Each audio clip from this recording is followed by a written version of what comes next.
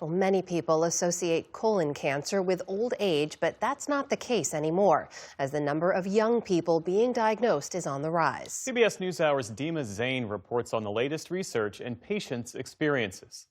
The number of young people being diagnosed with cancer is on the rise, and that includes colon cancer, which many people associate with old age, but not anymore, says Dr. Andrea Sirsik, head of the colorectal section at Memorial Sloan Kettering. Normally for colon cancer patients, they were in their 60s, 70s, or 80s, and then all of a sudden we were seeing this influx of young adults. I never thought that I would have cancer because I was like just young, 26 years old, and it was heartbreaking. An estimated 154,000 people in the U.S. will be diagnosed with colon and rectal cancer in 2025, according to the American Cancer Society. 1 in 5 are young, under the age of 55. Imtiaz Hussein is one of them. He never thought colon cancer would affect him, especially at such a young age. The first time I got my bleeding, I should have gone to colonoscopy because I ignored that. I started bleeding 7 months prior to I got diagnosis.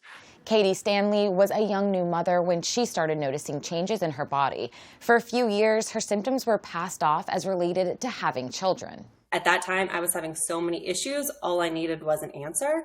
And I feel like I was just getting kind of brushed off as it being something else. While many factors have been associated with the rise in cancer diagnoses, the exact reason still needs more research, Sirsik says. We think it's likely what we call sort of environmental factors or a combination of environmental factors, change in our lifestyle, our diets, what we're ingesting in addition to kind of processed foods, high sugar, antibiotics, exposure to certain things like microplastics. One tool in the fight against colon cancer, early screening. In 2018, the American Cancer Society became the first organization to drop the recommended colorectal cancer screening age from 50 to 45. In 2021, more organizations followed suit. I had to fight and advocate to get myself a colonoscopy at a local GI doctor.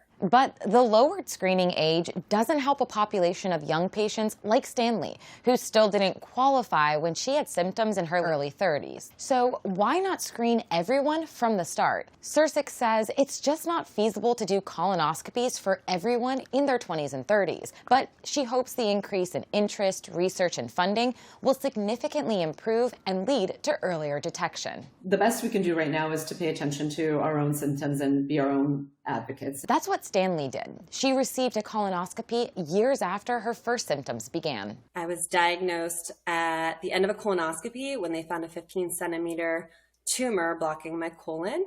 And a week later, a surgeon staged me at stage 4 with spread to my sacral bone and possibly my lung. There are a few things you can look out for, no screening required. Any symptoms that are persistent, and usually by persistent we mean lasting a few days, of things like bright red blood per rectum, so rectal bleeding, change in bowel habits like constipation or diarrhea, unexplained weight loss, abdominal pain, super tired from anemia, potentially. Really, the person should get checked out, whether by their primary care provider or, not necessarily even to start with a gastroenterologist, just to have that conversation of what's going on. Colonoscopy is an uncomfortable, annoying calendar date, but it is so much better than dealing with a diagnosis of cancer. For PBS News, I'm Dima Zain.